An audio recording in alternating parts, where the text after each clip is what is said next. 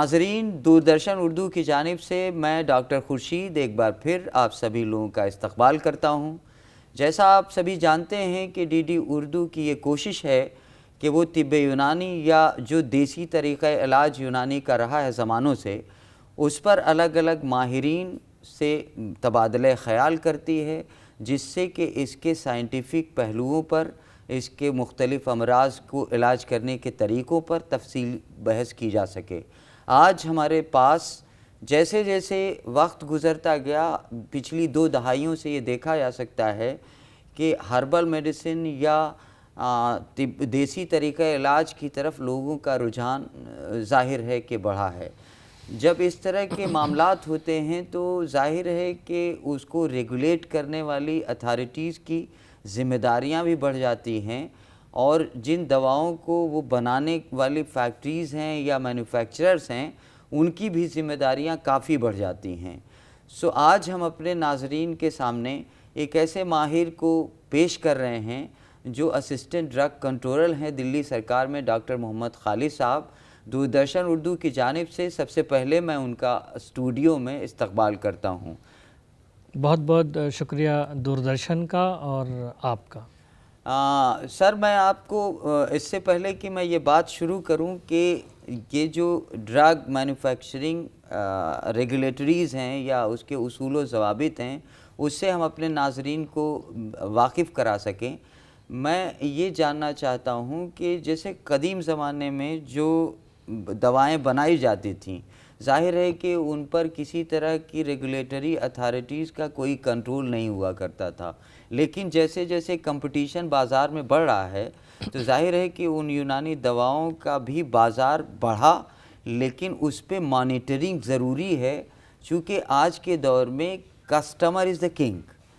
सो उसका लिहाज रखते हुए, और गवर्नमेंट ऑफ इंडिया की जो आयुष मिनिस्ट्री है या आईएसएम डिपार्टमेंट है, उन सारे लोगों की ज़िम्मेदारियां ये बनती हैं कि हम अपने यूनानी तरीक़ा इलाज से इलाज करने वाले मरीज़ों के लिए एक तो बेहतरीन दवाएं दे सकें, और उनको बनाने का जो उसूली तरीक़ा है वो ऐसे स्टैंडर्ड का हो जो कम्पीट कर सके, और उनको मुज़र्रतें देने के बजाय, नुकसानात देने के बजाय उन्हें मुफीद असरात दे सके।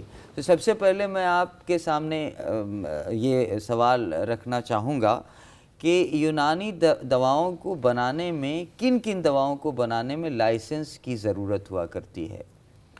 दरअसल देखिए, जो हिंदुस्तान में दवाओं के लाइसेंसिंग या रेगुलेशन की बात है जी, तो इसकी शुरुआत होती है 1870 से। अच्छा, और काफ़ी कदीम जी दौर से। और उस ज़माने में जब ब्रिटिश कंपनीज़ की दवाइयाँ हिंदुस्तान में आके बेची जाती थी, उस वक्त एक बात आई कि इसको रेगुलेट किया जाना चाहिए। फिर वो एक कमेटी बनी और एक बिल पास हुआ। अल्टीमेटली ये अप्रैल 1940 में, 10 अप्रैल 1940 में ये ड्रग्स एक्ट के नाम से ये कानून बना हिंदुस्तान में। और उस वक्त यूनानी और आयुर्वेद का उसमें ज़िक्र नहीं था। चूँकि ये 1940 में कानून बना, तो ये नाम जो है 1940 आज तक है। इसका मतलब ये नहीं है कि इतना पुराना कानून है, उसमें कई सारे अमेंडमेंट्स हैं। हाँ, बहुत सारी अमेंडमेंट्स की गई होंगी, लेकिन चूंकि उसका ओरिजिन उस साल में हुआ, 1940 इसीलिए वो आज तक हुआ। नाम वही है ये कानून के हिसाब से। तो उसमें फिर 1962 में इसमें कॉस्मेटिक्स वर्ड अमेंडमेंट हुआ। फिर 1982 में 1982 में इसमें आयुर्वेदिक, यूनानी और सिद्धा की तारीफ एक्ट में शामिल किया गया, जो कि लागू हुआ 1 फरवरी 1983 से। और तब से ये फिर कई सारे अमेंडमेंट से गुजरता हुआ हमारे पास आज तक ये ड्रग्स एंड कॉस्मेटिक्स एक्ट 1940 के ही नाम से है, उसी नाम से है। तो इसमें जो दवाओं को लाइसेंसिंग की ज़रूरत है, ये मैं वाज़े कर देना चाहता हूँ कि हिंदुस्तान में दवाओं को बेचने या बांटने के लिए अगर कोई दवा बनाता है, यूनानी मेडिसिन कोई बनाता है, तो उसको लाइसेंस की ज़रूरत है।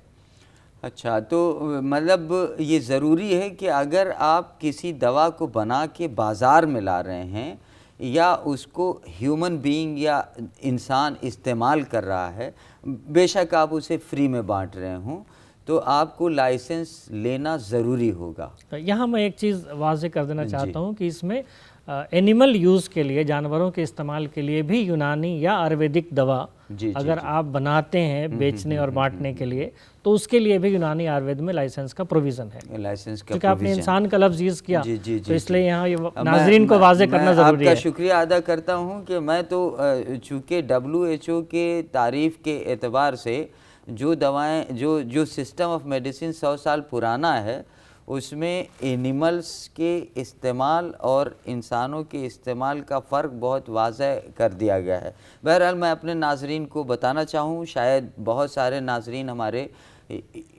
यूनानी सनत दवासाजी या यूनानी फार्मेसी में इंटरेस्ट रखते होंगे, क्योंकि बाज़ार काफ़ी वसी हो चुका है, उसका काफ़ी फैलाव हो चुका है, जिसको आप कमर्शियली एक्सप्लॉइट कर सकते हैं। सर, मैं आपसे ये जानना चाहूँगा कि लाइसेंस लेने के लिए टेक्निकली क्या क्या चीज़ें ज़रूरी होती हैं?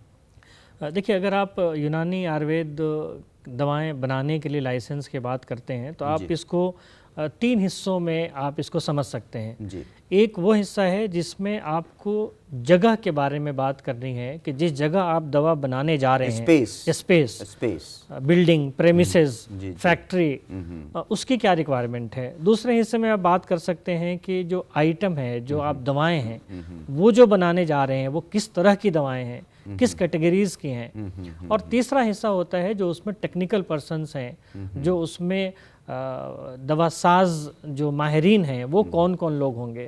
तो अगर आप फैक्ट्री और प्रेमिसेस की बात करते हैं तो वो जीएमपी के हिसाब से मिनिमम 1200 स्क्वायर फीट एरिया चाहिए इनिशियल फर्स्ट कैटेगरी के लिए। अच्छा। और उसके बाद फिर वो जो सराउंडिंग है वो हाइजेनिक होना चाहिए, उसके अंदर कमरे होने चाहिए और जिसमें रॉ मटेरियल आप कहाँ ला के रखेंगे, रॉ मटेरियल कहाँ स्टोर करेंगे, मैन्युफैक्चरिंग आप किस जगह करेंगे, उसके अलग अलग सेक्शंस होने चाहिए जहाँ मशीनरीज रखी जाएंगी और जहाँ पे आराम से जो उसके स्टाफ हैं वो मूव कर सकें और उनकी सेफ्टी का भी ख्याल रखा जाए। और फिर उसके बाद दवाएं जब बनेंगी तो उसकी क्वालिटी टेस्टिंग कहाँ होगी, फिर उसको स्टोर कहाँ किया जाएगा, और उसके बाद फिर आती है बात कि आप कौन कौन सी दवाएं बनाना चाहते हैं। उसमें फिर जो ड्रग्स एंड कॉस्मेटिक्स एक्ट का सेक्शन 3 है, उसमें क्लासिकल मेडिसिन यानी जो बुक रेफरेंस की दवाएं होती हैं उसके लिए जो रिक्वायरमेंट है वो अलग है। और पेटेंट एंड प्रोप्राइटरी जो सेक्शन 3H में जिसका जिक्र है उसके लिए अलग रिक्वायरमेंट की ज़रूरत होती है। उसमें इंग्रेडिएंट के हिसाब से जो आप मुफ्रद दवाएं कौन कौन से इस्तेमाल कर रहे हैं, किस इंडिकेशन के लिए इस्तेमाल कर रहे हैं, किस कैटेगरी में वो दवा बनाना चाहते हैं, फिर उसके लिए अलग अलग रिक्वायरमेंट होती है, अलग अलग पेपर्स की ज़रूरत। नाज़रीन, आपको ये बावर कराता चलूँ मैं कि जब भी दवाएं बनाने की कोई फैक्ट्री या इस तरह का फार्मेसी यूनिट लगाना होगा, तो आपको इन सारी चीज़ों का ख्याल रखना ही होगा कि आप उसमें एक हद, एक स्पेस को अकोमोडेट करेंगे और उसके जो स्टैंडर्ड्स हैं उसको मेंटेन करेंगे। सर, मैं आपसे अगला सवाल ये पूछना चाहूँगा कि अगर कोई मान लीजिए कि हमारे नाजरीन में से कोई ये जानना चाहे कि हमें उसे यूनानी फार्मेसी की कोई फैक्ट्री डालनी है और एक स्पेसिफाइड दवा बनाने की ज़रूरत वो महसूस करता है जिसे वो बाज़ार में ला सके, तो उसके लिए क्या क्या चीज़ें ज़रूरी होती हैं कि वो लाइसेंस हासिल कर सके? जो ड्रग्स एंड कॉस्मेटिक्स रूल हैं उसमें शेड्यूल्स हैं बहुत सारे। जी। उसमें जो ए शेड्यूल है उसमें बहुत सारे फॉर्म्स का जिक्र है। जी। तो उसमें जो फॉर्म 24D है, फॉर्म नंबर 24D, वो है एप्लीकेशन जो यूनानी आयुर्वेद दवा बनाने के लिए आपको फॉर्म भरना पड़ेगा। वो फॉर्म 24D फॉर्म भरेंगे तो फिर आपको लाइसेंस जो मिलेगा वो फॉर्म 25D पे मिलेगा और जो रिन्यूअल होगा 5 साल के बाद वो फॉर्म 26D पे होगा।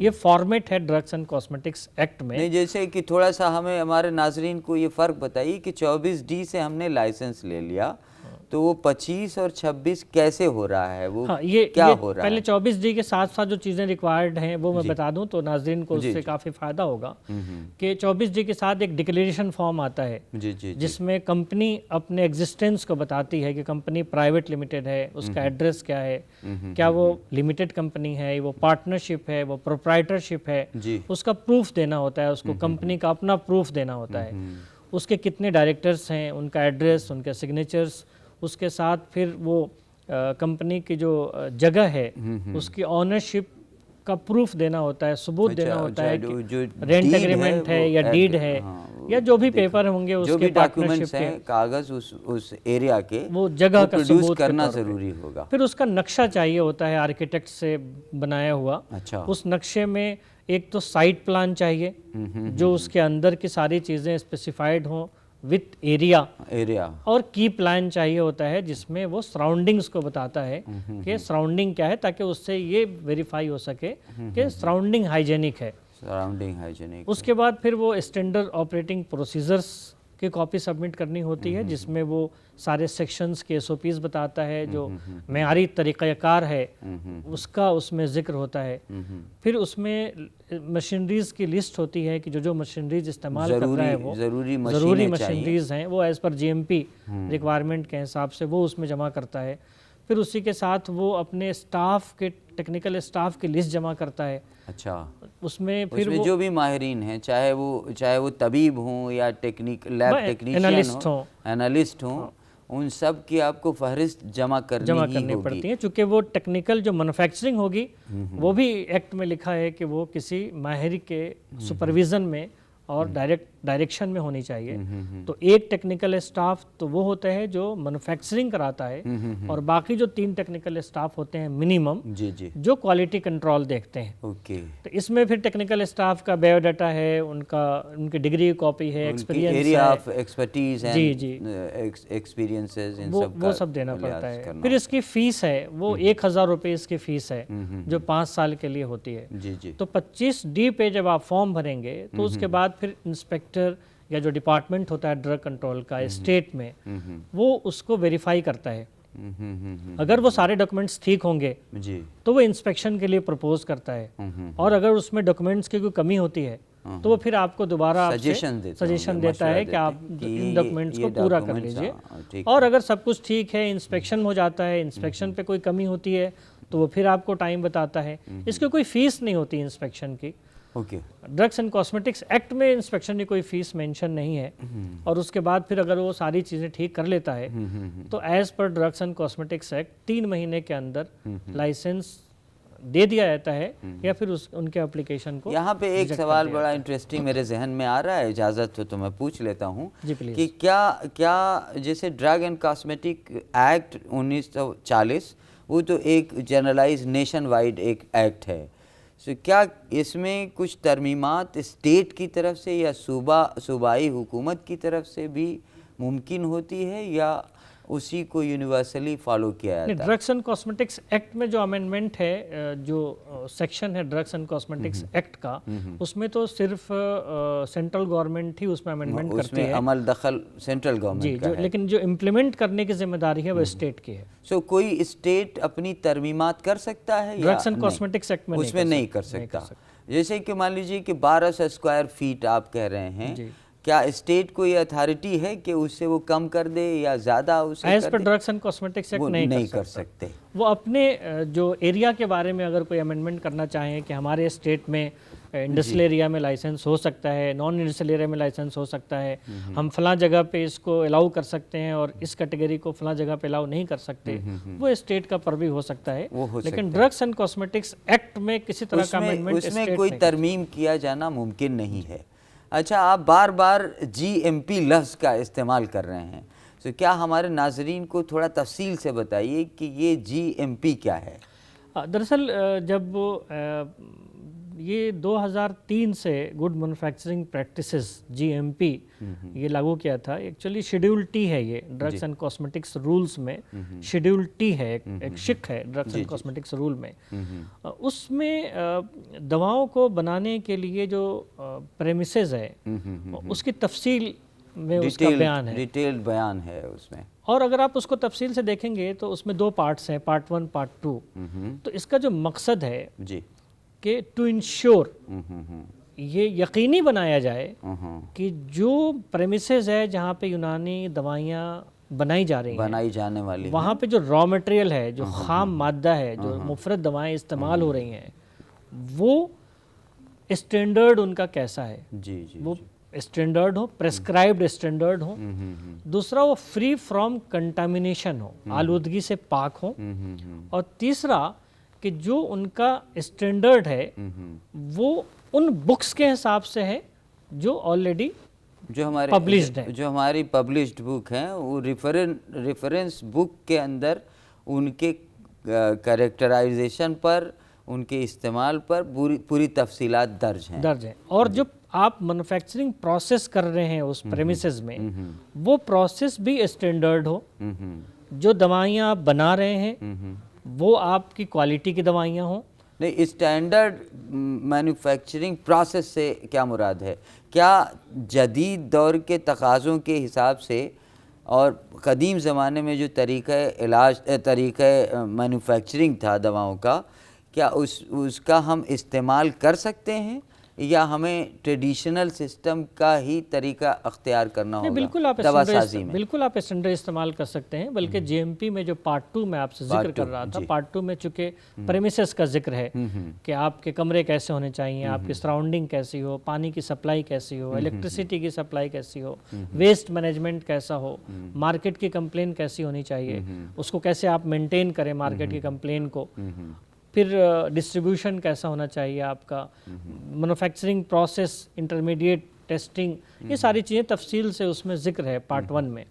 जो पार्ट 2 है वो लिस्ट है पूरी। अच्छा। उसमें हर सेक्शन के लिए कौन कौन से एरिया चाहिए आपको, कितने एरिया चाहिए, कौन कौन सी मशीनरीज चाहिए, और उसके अंदर जिन मशीनरीज का जिक्र है वो मशीनरीज में ज़्यादातर मशीनरीज जदीद टेक्नोलॉजी वाली बेस्ड है। नाज़रीन, आपको ये जान लेना चाहिए कि कोई ज़रूरी नहीं कि ख़मीरा, माजून, जवारिशात को आप कदीम तरीके से बनाएं।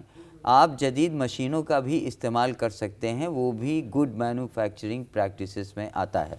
जी, आप कंटिन्यू रखिए। बड़ा एक इंटरेस्टिंग है इसमें ख़मीरा के बारे में कि ख़मीरा हम जानते हैं जी कि घुटाई के बाद जो उसका कलर आता है ख़मीर की तरह दिखता है और ख़मीरा कहते हैं उसको।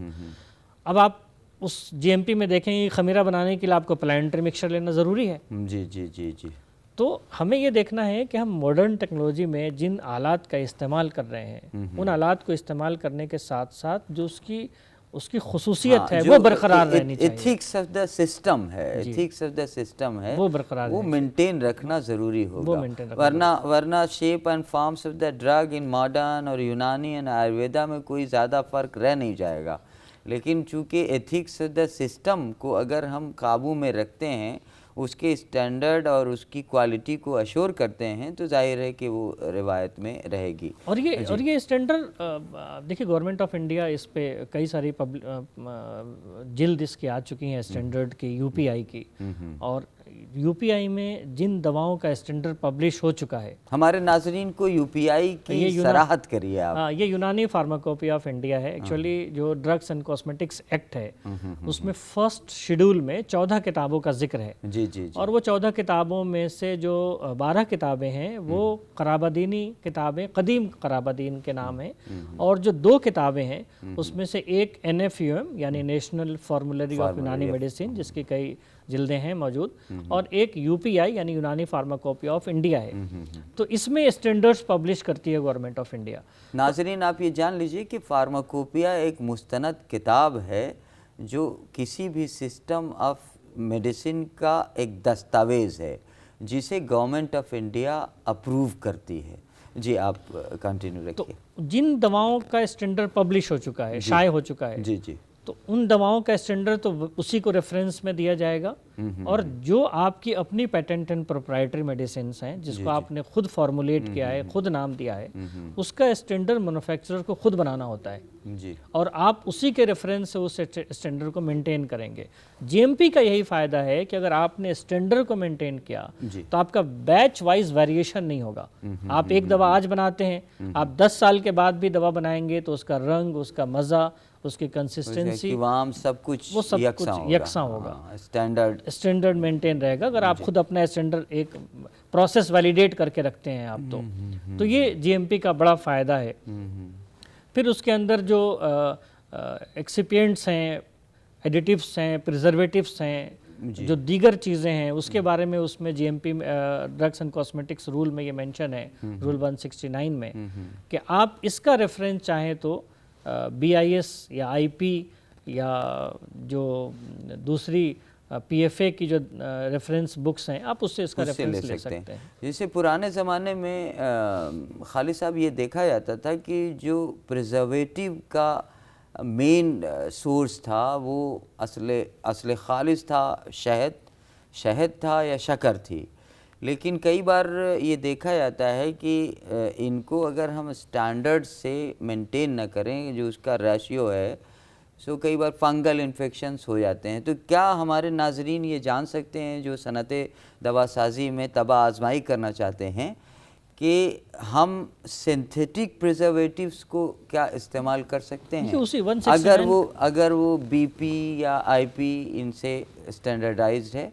जी, जो भी प्रिजर्वेटिव्स या जो भी एक्सिपिएंट्स ब्रिटिश वो IP इंडियन फार्माकोपिया में या BIS में, ब्यूरो ऑफ इंडियन स्टैंडर्ड्स में, या PFA जो आजकल food safety standard authority FSSAI के नाम से है, उनमें जिन भी एक्सिपिएंट्स का जिक्र है, अलाउड है फूड में, वो सारे यूनानी आयुर्वेद में परमिटेड है, इस्तेमाल किया है। उसके लिए कुछ कंडीशंस हैं, तफसील से वो ड्रग्स एंड कॉस्मेटिक्स रूल्स में जाके देख सकते हैं, रेफर कर सकते हैं। अब जाहिर है कि बहुत ज़्यादा तफसील से हम अपने नाजरीन को वक्त की कमी की वजह से बात भी नहीं कर पाएंगे। अच्छा, इन चीज़ों के करने का फ़ायदा क्या होता है? क्या दवाओं की एफिकेसी पे असर पड़ता है या उनके उस बैच को काफ़ी दिनों तक में भी 12 महीने या 6 महीने इस्तेमाल करने से उनके असरात पर कोई असर नहीं पड़ता? आप शेल्फ लाइफ की बात कर रहे हैं? जी, मैं उसी पे तज़किरा करना चाहता था कि हमारे नाजरीन को बता दीजिए कि शेल्फ लाइफ एक टर्म है, एक इस्तिलाह है, जिसके बारे में खालिद साहब आप तफसील से बताएं। दरअसल शेल्फ लाइफ को जानने से पहले अगर इस पे बात हो जाए कि लेबल पे क्या क्या लिखना ज़रूरी है, जी, तो वो रूल 161 और रूल 161B ये ड्रग्स एंड कॉस्मेटिक्स रूल का एक हिस्सा है, जिसमें ये मेंशन है कि दवाओं पे क्या क्या लिखना ज़रूरी है लेबल्स पे। मदाखलत की माजरत चाहता हूँ, मैं अपने नाजरीन को ये बावर कराना चाहता हूँ कि तिब्ब यूनानी के सिलसिले से एक ये गलतफहमी है कि दवाओं पर कुछ ना भी लिखा जाए तो उसका इस्तेमाल किया जा सकता है, जो ह्यूमन राइट के ख़िलाफ़ है। आप इस बात को बखूबी जान लीजिए कि कस्टमर इज़ अ किंग, उसको ये जानने का हक़ है कि आप उसे क्या खाने के लिए या इस्तेमाल करने के लिए दे रहे हैं, उसके क्या फ़ायदे हो सकते हैं और उसका क्या मुमकिना नुकसान हो सकता है। सो मैं अपने नाजरीन से ये गुजारिश करूँगा कि वो कोई भी दवा इस्तेमाल करने से पहले अपने इस हक़ का इस्तेमाल कर सकते हैं कि वो तबीब से या दवा बेचने वाली कंपनी से पूछ सकते हैं कि उन दवाओं में क्या क्या चीज़ें मिली हैं। हम इस पे तफसील से बात कर रहे हैं कि किसी भी यूनानी फार्मूलेशन के ऊपर क्या क्या चीज़ें लिखी होनी चाहिए। जी सर, प्लीज़ कंटिन्यू। इसीलिए पहले ड्रग्स एंड कॉस्मेटिक्स एक्ट में लेबल पे क्लासिकल मेडिसिन, आपको याद होगा 2010 से पहले क्लासिकल मेडिसिन पे इंग्रेडिएंट्स के नाम नहीं लिखे जाते थे, लेकिन 2010 के बाद अब क्लासिकल मेडिसिन पे भी इंग्रेडिएंट्स जो मुफरत दवाएं हैं उसका जो फार्मूला है वो लिखना ज़रूरी हो गया है। तो रूल 161 के हिसाब से आप लेबल पे एक तो वो नाम लिखें जो नाम आपको अप्रूव्ड नाम, जिस नाम से आपको दवा का लाइसेंस मिला है, ठीक है। अगर क्लासिकल है तो आप उसमें वही नाम लिखेंगे जो क्लासिकल मेडिसिन में जो फर्स्ट शेड्यूल के अथॉरिटेटिव बुक्स में मेंशन है, जी। और पेटेंट एंड प्रोप्राइटरी है तो आपको जिस नाम से मिला है आप वो नाम लिखना है।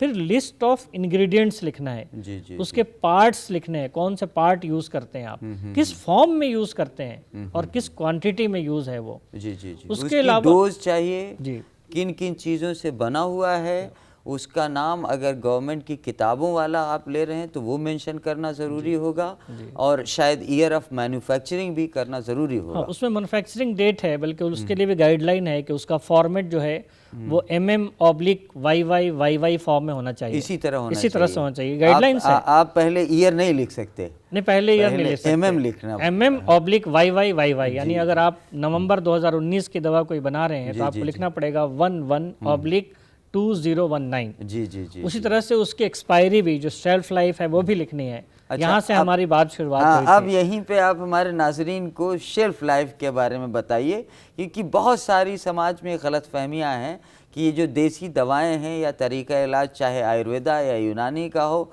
उसको कितनी मुद्दत तक भी इस्तेमाल किया जा सकता है।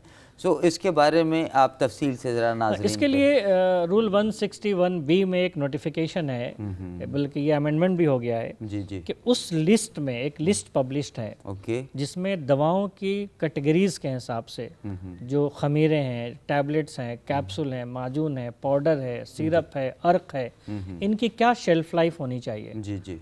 3 साल, 2 साल, 4 साल, 1 साल, 5 साल, 10 साल, वो उनकी तफसील से उनका जिक्र है।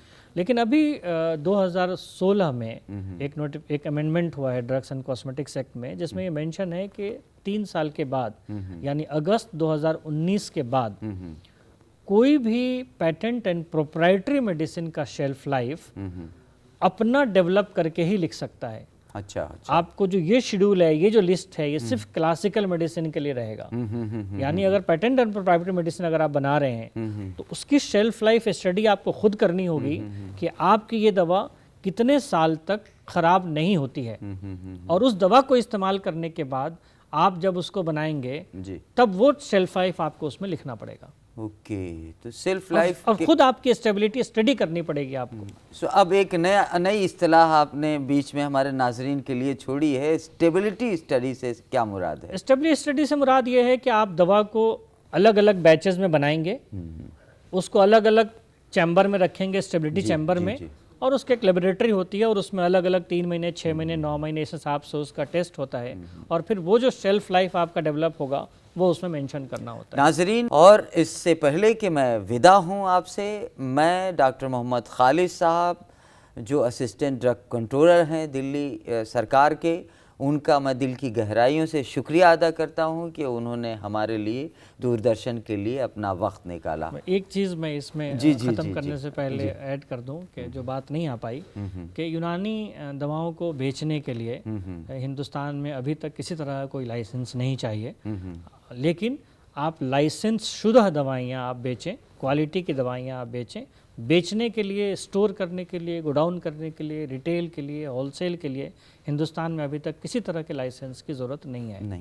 उसी तरह से एक रजिस्टर्ड वैद्य या एक रजिस्टर्ड हकीम अपने मरीजों के लिए अगर वो दवा बनाता है अपने प्रेमिसेस में अपने मरीजों के लिए, तो उसके लिए भी उसको लाइसेंस की ज़रूरत नहीं। जब हम इसको सनती तौर पर या इंडस्ट्रियल लेवल पर या मार्केट लेवल पर लाएंगे, तब इन सब कवानीन की सख्त ज़रूरत और उनकी पाबंदी लाजमी होगी। एक बार फिर सर आपका शुक्रिया कि आपने वक्त निकाला, और हमारे नाजरीन को, शायद उनमें से कुछ लोग इंटरेस्टेड हों कि वो मैन्युफैक्चरिंग यूनिट डालें, तो उनको इस बात का ख्याल रखना होगा कि ड्रग एंड कॉस्मेटिक एक्ट और मिनिस्ट्री ऑफ आयुष के बहुत सारे कवानीन के साथ उनको तब आजमाई करनी होगी, और लाइसेंस लेके वो दौरे हाजिर के तकाज़ों को पूरा कर सकेंगे। बेहद शुक्रिया, और आप सभी लोगों का शुक्रिया, और डॉक्टर मोहम्मद खालिद साहब का एक बार फिर शुक्रिया। Thank you very much.